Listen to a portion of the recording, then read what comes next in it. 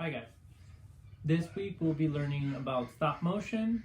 So what is stop motion? Stop motion animation is animation that is captured one frame at a time with physical objects that are moved between frames. So I did say captured one frame at a time. I don't know if you guys have played with your camera settings, either on your phone or on a higher end camera. Usually in the settings you'll have something called FPS, which refers to frames per second.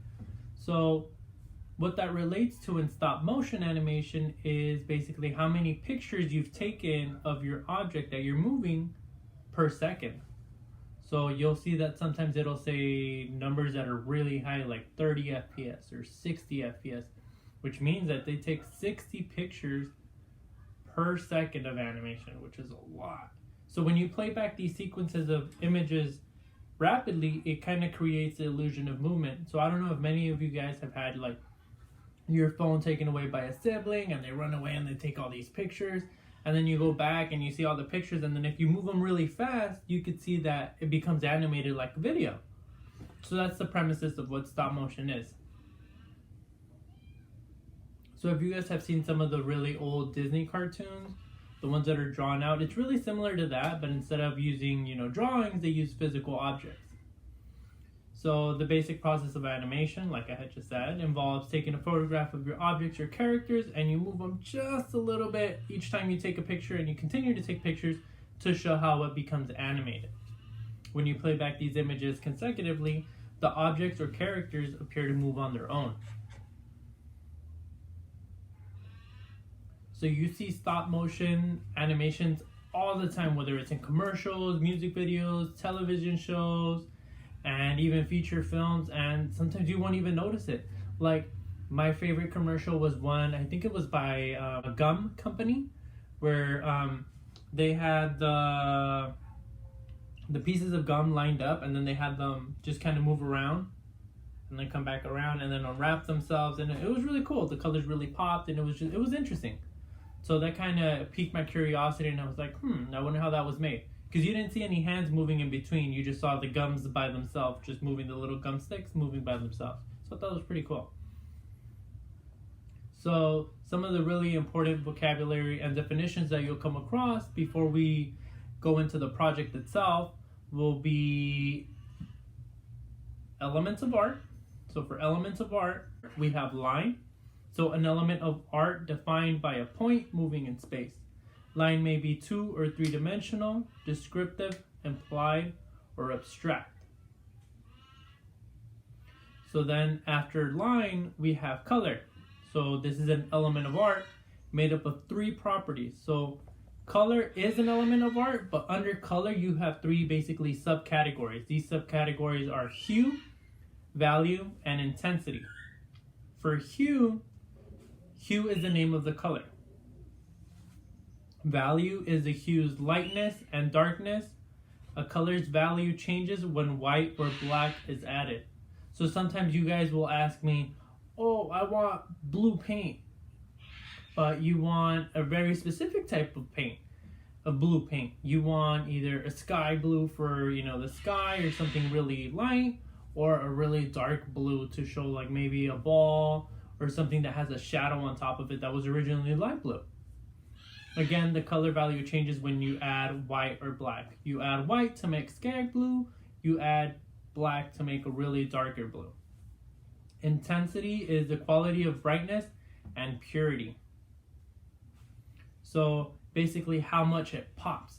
Kind of like, sometimes you'll see, I don't know if you guys have been to Home Depot and you see the paint section, and then you see all these different colors. But you see, obviously, at some of the spectrum, they're really bright. And they seem like a really good shade of yellow. And then on the other side, you'll see like a really, like a pastel yellow that's kind of really soft. It's really light. So that's the intensity of it. The intensity of the color is strong and bright. Or it's low intensity, which again is kind of faint and dull and not as like in your face. So another element of art we have is texture. So texture is an element of art that refers to the way things feel or look as if they might feel if touched. So if you're looking at a drawing or a painting and you see kind of like the texture of it or how it appears to be, it kind of gives you an impression that if you were to touch it, it would either be like really rough and scratchy, kind of like skateboard grip tape, where it's really scratchy, and if you rub too much, you would like kind of peel your skin off, or it's really soft and smooth, like maybe a really fluffy and soft pillow you have, or a really fluffy toy you have. So that's the different texture of it. You could see that some, like maybe some jackets your like parents might have are really like scratchy and like they kind of feel rough, like maybe jean jackets, or some of them are really smooth and like really cozy. So then another element of art we have is value. So value is an element of art that refers to the way things feel or look as if they might feel if touched.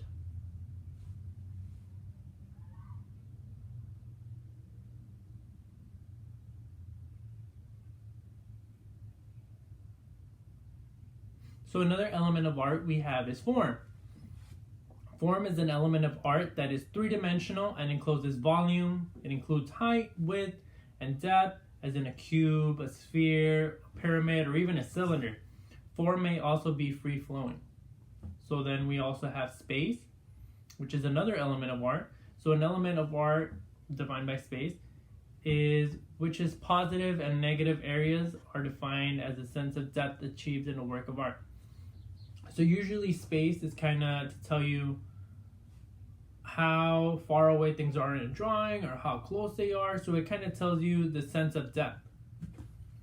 So moving on from elements of art, now we're going to look into principles of art that we're going to be using during stop motion. So principles of art. So a pattern is a principle of design that includes movement created by the careful placement of repeated elements in a work of art to cause a visual tempo or beat.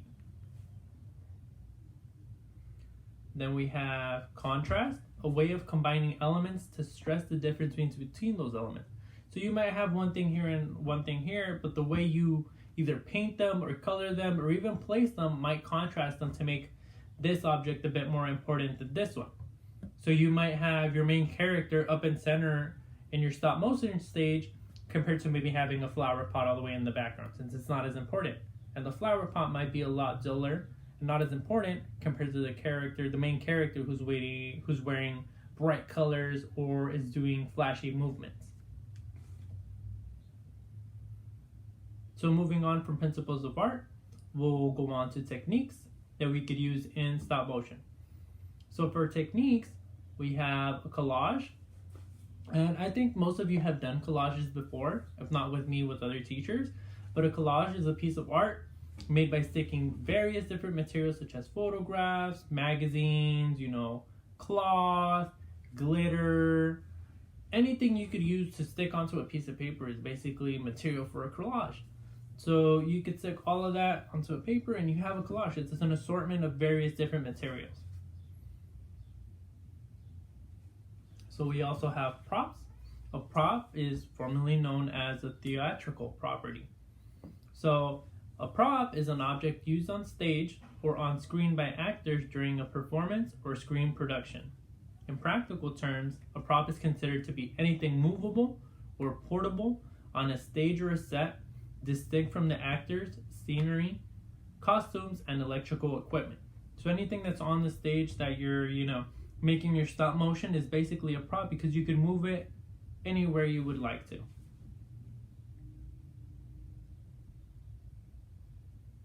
For today's stop motion exercise, we're going to need colored pencils. We're going to need a regular pencil to sketch stuff out.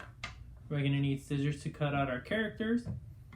And you could also use a marker to outline any characters or any specific areas you would want to use for your stop motion. We will be using a storyboard template. This is an example of what I'm going to use. We're also going to be drawing our characters. We're going to do a simplified version of this so it's easier for you to do at home. We're just going to use pieces of paper and we're going to cut our characters with scissors. And After that, if you are able to do this, you could use Stop Motion Studio on a Apple device. I think Android has it as well. If neither of those are available to you for some reason, you could also use any type of phone that takes cameras, and you could take pictures as we move along of your animation, and then you could spin it really fast and it should become animated as well.